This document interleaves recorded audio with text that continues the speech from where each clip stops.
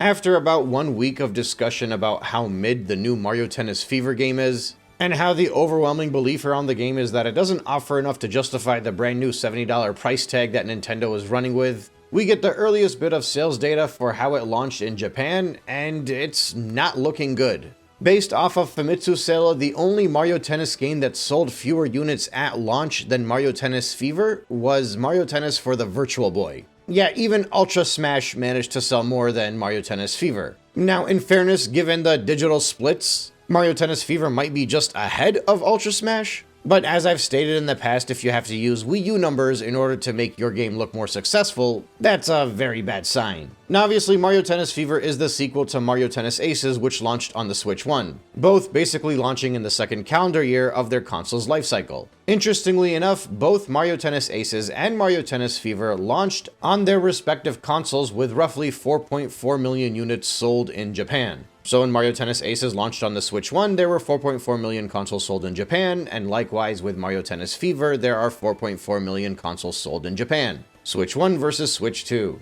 It's a very level playing field, and the result is an astounding 70% drop-off from the Switch 1 game to the Switch 2 game. And again, this is a huge deal because the playing field is fairly level. So for example, when Hyrule Warriors launched, it didn't sell as many units as its prequel did on the Switch 1, but it had a much smaller user base to work off of. In fact, I think Mario Tennis Fever might be the only game to not have an excuse for having such a low launch, with the only justifiable reason really being the price and what is provided for that price point. So for example, in Donkey Kong Bonanza's case, it's the flagship title for the Nintendo Switch 2. It doesn't do nearly anything as well as Mario Odyssey nor Breath of the Wild did, not even half of those games, but you can cut Donkey Kong some slack and say even if it is the flagship title, it's still not Mario or Zelda. Pokemon Legends ZA sold fewer units in its first 11 weeks than Pokemon Legends Arceus managed to do in its first 8 weeks, and that's with Pokemon Legends ZA being a holiday title, whereas Legends Arceus was launched in a slow January. But even then, people can make excuses for Pokemon Legends ZA, saying that it did good enough, and not every game has to match its predecessor. Kirby Air Riders has pretty low Western numbers, but it did phenomenally in Japan. Obviously, it didn't do as well as most Kirby games, but it's a racing spin-off. You don't expect it to do as well as Forgotten Land.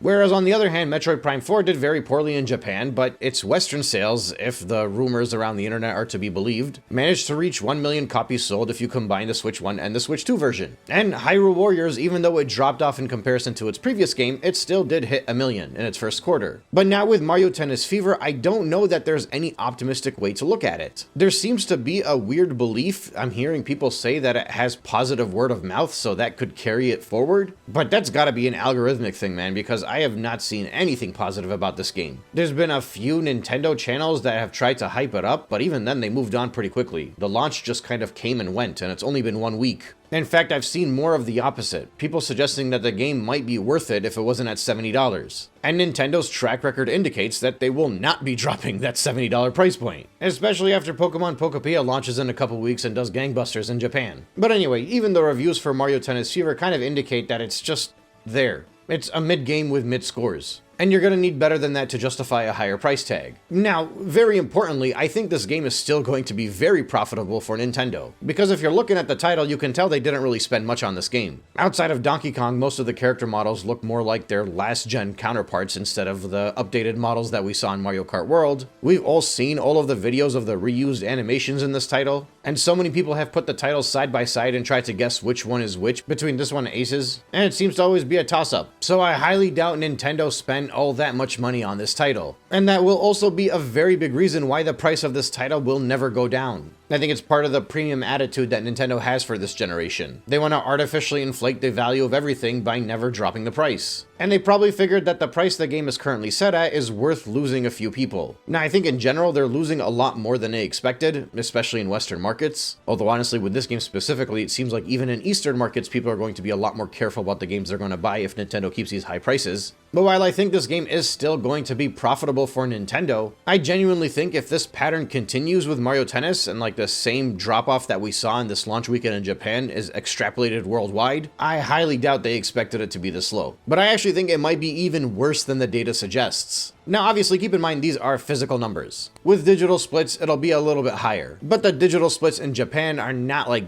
that much more. Like, it's not going to double the number. And also keep in mind, Mario Tennis Aces also had some digital buyers players as well. So while there might be a few more digital people buying it right now as opposed to back when Mario Tennis Aces came out, there's still a wide enough margin between Aces and Fever that it would be a massive drop-off even if you include digital. Also keep in mind, when Mario Tennis Aces came out, it launched on a Friday. This game launches on a Thursday, so that's one extra day for the new title in comparison to the old one. But anyway, if you look back at the 2018 financials, we see that Mario Tennis Aces launched and sold 1.38 million units in its opening launch quarter. Just about 27-ish% of that was made up in the Japanese numbers. So Mario Tennis is not necessarily a brand that's going to be solely carried by Japan, but at the same time, the Japanese sales numbers do make up a fairly relevant portion of them. So this won't necessarily be like Metroid or even Hyrule Warriors, where it doesn't do as well in Japan, but on a worldwide scale, it ends up making up the numbers. Now, that being said, if the same 70% drop-off was extrapolated out, and in the same time frame that's what Mario Tennis Fever was able to manage, that would be fewer than 500,000 sales worldwide, which would effectively mean that Mario Tennis Fever would have the slowest launch of any other game on the Nintendo Switch 2 so far. And it would be by a wide margin because every single one of them has hit 1 million. Again, if the Metroid reports are to be believed, even though it was a combination of Switch 1 and Switch 2. So even if the drop-off wasn't 70%, even if it was like a 40% drop-off, and I think that's being generous for Mario Tennis Fever, it still would have the slowest launch quarter out of all of these Switch 2 games. And considering the fact that the Nintendo Switch 2 software numbers are already pretty bad and that's already worrying investors as it is, that would be a massive disappointment for a legacy franchise that's usually pretty successful. If you guys wonder why Mario Tennis is always the first sports game that comes into these consoles, it's because it does much better than the other sports titles. Now, I said that Mario Tennis Aces, when it launched, it was about 25 to 30% of the total worldwide sales. That Japanese percentage is very likely even higher this time around, because back when Mario Tennis Aces launched in 2017, the Switch 1 had sold 4.4 million units in Japan, according to the Famitsu numbers, which is the same size user base that the Japanese Switch 2 currently has. But back then, in 2018, by the time Mario Tennis launched worldwide, according to the Circana data back then, the Switch 1 was already at 6.5 million. Whereas right now in the US, the Switch 2 is only about 4.5 million. So I doubt you'll be able to put the same multiplier in to figure out how many the worldwide sales were in the first week, or at least make an estimate based off of the Aces numbers. There's a very likely chance that Mario Tennis Aces has a much more favorable Japanese ratio this time around. So that means it has an even higher hill to climb in order to match up with that first quarter that Mario Tennis Aces had, or to at least reach half of what Aces managed. But the point is that this is a very slow launch, and I don't think it's doing any better outside of Japan than it's doing in Japan. And seeing as how with Mario Tennis Aces, fairly early on in its cycle, people started talking about how the online was dead. I don't necessarily agree, because I was playing that game quite a bit through most of the Switch's life cycle. But I think in the lower ranks and on the doubles matches, it was a lot harder to find matches, so it might have just became a very competitive online experience for a minority of skilled gamers as opposed to a huge casual audience. But if people were already complaining about Aces Online being fairly dead back in like 2019, I can only imagine how much quicker Mario Tennis Fever is going to die out. Dude, like if you're being optimistic about this game and you're saying that maybe the sales numbers outside of Japan amounts to a total of like 100,000 people, that would be such a sad and slow launch to a game coming out on a console where people are looking for things to play, looking for things to buy. Like, to put things into perspective, if 100,000 people decided to buy this game in the Western markets, that would mean that the video that I made the other day about how lazy this game was hit like 40% of that. Those viewers could be like half the audience of everybody that bought this game outside of Japan. No, look, it's a slow start. There's no sugarcoating it. If it's this bad in Japan, it's going to be worse elsewhere. And it is obviously a price thing. Nintendo is being absolutely ridiculous for putting this game up at $70. You can blame whoever you like. You can say it's Sony's fault for bringing in the $70 price tag. You could say that the $70 price tag became normalized 5 years ago. These are actual arguments that I'm seeing being made by Nintendo fans. But at the end of the day, the people that buy Nintendo games are Nintendo owners. So if they think that $70 for these type of quality games is too much, that is too high. And we're going to be seeing a lot of this generation. And that's already why so many of the software sales numbers are so slow. People do not want to pay $70 for Nintendo games. Nintendo fans do not want to pay $70 for the games. But the unfortunate thing is that I don't know if it's going to matter that much to Nintendo themselves, because like I said, said, their budgets for these titles are so low that the profit margins are still probably ridiculously high, even if every single one of these games underperforms by 70% in comparison to the Switch 1 counterpart. Heck, they might have did the math and realized that Mario Tennis Aces on the original Switch only sold 5 million total, so they probably figured just get a quick game where you can easily flip it and make a whole crap ton of money off of 2 million sales, and that's good enough. No need to get creative or spend too much time on development. And if Nintendo's going to be okay with that, that means they're not going to budge on their prices, which means fewer people are going to be buying these games. Which means people that do end up deciding to buy these titles are kind of going to be on an island. Either they're going to be playing locally, which is not the end of the world. I think a lot of people enjoy this stuff in a family angle. But seeing as how the Switch 2 is so overpriced in comparison to every previous Nintendo console before it, and the games are more expensive than every previous Nintendo console before it, I really don't know how big that local family-friendly environment is going to be anymore. I mean, gosh, we saw how slow the holiday sales were, and that's because people didn't want to spend that much money as gifts for their kids. So outside of those few people that are buying it for the local experience, everybody else that's trying to buy these online games for the online experience is going to be facing one of the slowest online console generations for Nintendo. And if there's anything you know about Nintendo, online usually always sucks anyway, outside of some of the most popular games. There's a very likely chance that by the end of this console generation, we're going to be looking back at the people that spent more money on these lower quality games and just be like, really?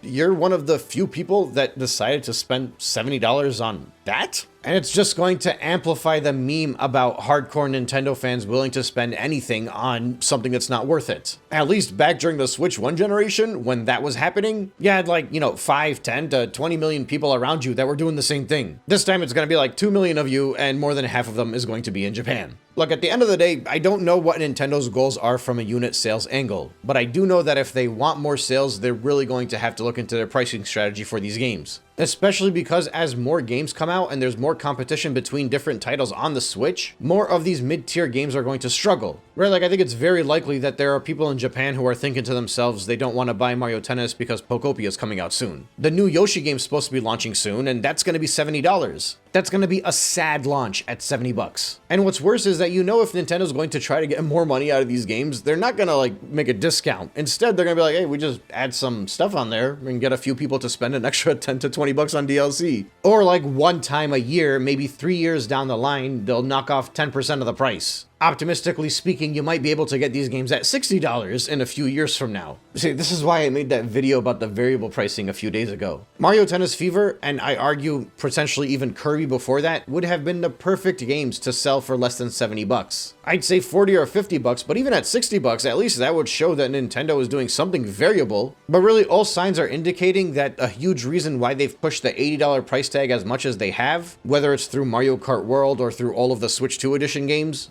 is so they can try to justify that $70 price tag being the new baseline. All of that talk of variable pricing was just for show. They priced Mario Kart World at 80 bucks and then bundled it in for 50 bucks to make the value seem like it's better. And they released all of these Switch 2 edition games with an $80 price tag, trying to hide it or justify it with an upgrade pack, but they seem to really want that $80 plastered everywhere and become such a massive talking point that the $70 gets swept under the rug. But I don't think it's working at all. I think you can get away with 70 bucks for massive flagship games, your mainline Marios and Zeldas and Smash Bros and the like. But if Nintendo expects that their Switch 2 games are going to be performing as well as the Switch 1 games with that higher price tag, they're definitely going to be in for a rude awakening. Like I said before, $70 is not a standard price. It might be a standard price for other consoles, but Nintendo fans are not used to spending 70 bucks on games, especially when those games are getting 7 out of 10s. If Nintendo is happy with the profits of these low budget games, then by all means keep it at the same price and have a smaller user base. But if they're expecting more units sold, they either need to increase the quality in their games by 10 times to justify the prices, or they could simply start lowering the prices to something more reasonable. They've served the ball. They've sent it out at 70 bucks.